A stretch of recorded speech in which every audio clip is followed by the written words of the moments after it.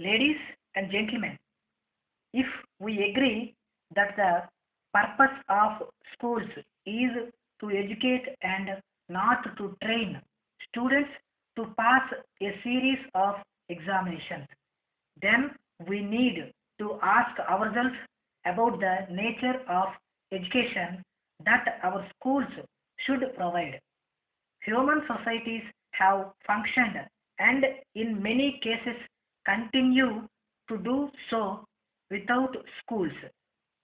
Living the life of the community, working in the fields, listening to elders, taking part in ceremonies.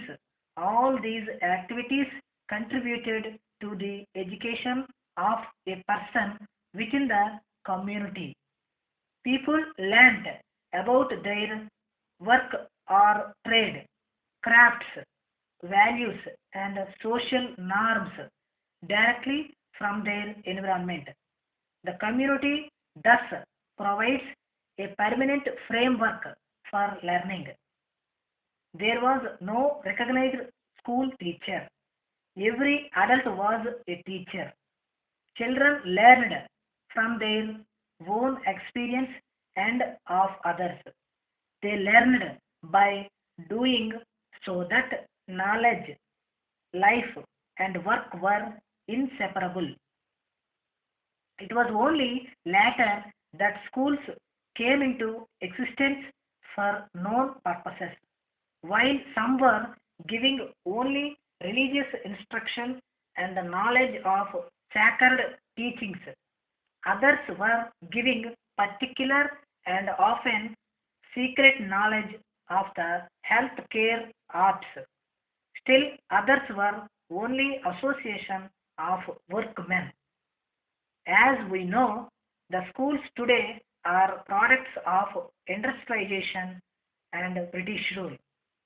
In India, modern schooling is a direct derivative of the British rule.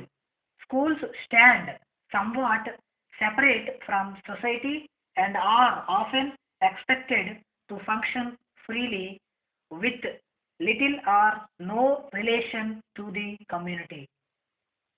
The curriculum followed in the schools is dictated by educational boards functioning in their own form of ivory towers.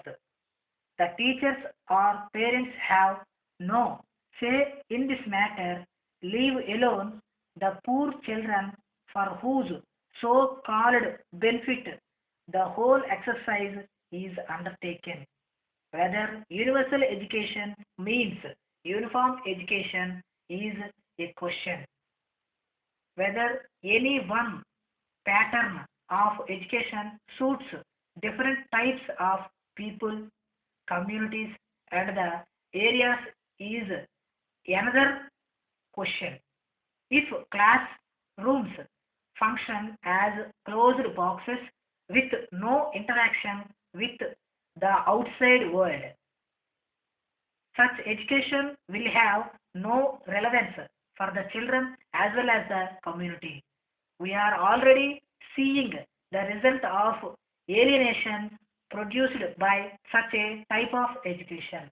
There is a very little transfer of understanding taking place between classroom learning and the world of work. Teachers who might teach the value of health as part of the prescribed syllabus turn a blind eye to children littering the playgrounds or even these areas as toilets. When we talk of education for all in the 21st century, we hardly recognize the diversity of cultural patterns, socio-economic conditions, and varied needs and aspirations of different peoples, confined as the discourse to the voices of the relatively affluent urban population. Our schools provide an education that caters to the aspirations of a very small section of the population. That too without recognizing individual variations in learning styles that will be invariably present. Thus, we have schools in our cities which seem completely irrelevant to people who earn their livelihood by working with their hands. Ask a mason or a carpenter why the chooses not to send his child to school, and you will get a ready reply stating that a matric passed boy will be useless. He cannot earn his bread himself. He would be unfit for challenging jobs. He will be fit only for a government job. He also says a carpenter earns more with his tools and skilled hands than a person who is a graduate and works as a school teacher. Yet this same person will acknowledge the value of learning to read, write, and of understanding numbers. Somehow, in the process of delivering education, our schools seem to make the children equally a valuable future citizen. Speaking on the other end of the issue, there are engineering students who hardly have any manual skills and who often completely abandon their original field of education in favor of skills in management or trading. It is time that communities are given power to create the type of schools that they need. At present, schools are institutions whose rules and regulations are followed by parents. It is here that Gandhiji's lessons on the value of freedom of initiative to pursue a cause can be a source of great inspiration.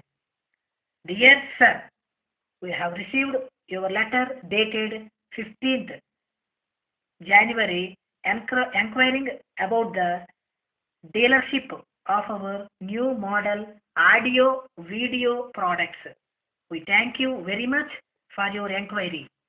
We would like to inform you that we are the first in the country to manufacture audio video products. The conditions are briefly quoted below. You have to provide sufficient accommodation so as to have both sales as well as service sections in a business complex.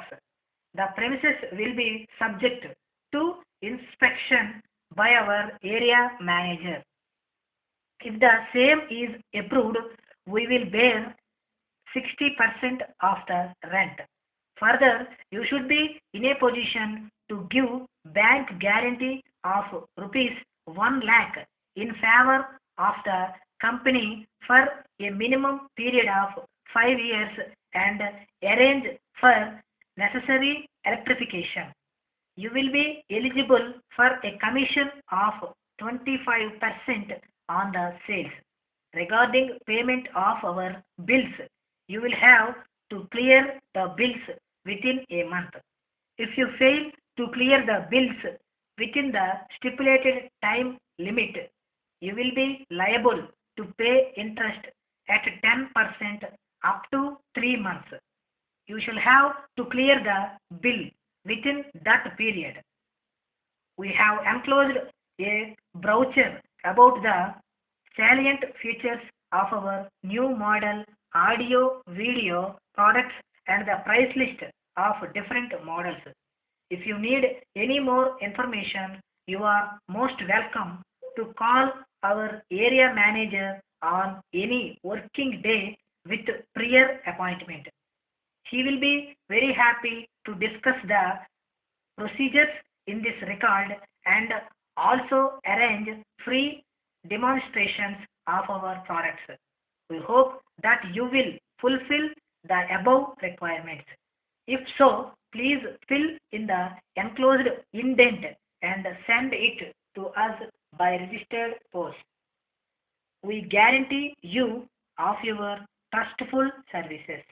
Thanking you, yours faithfully.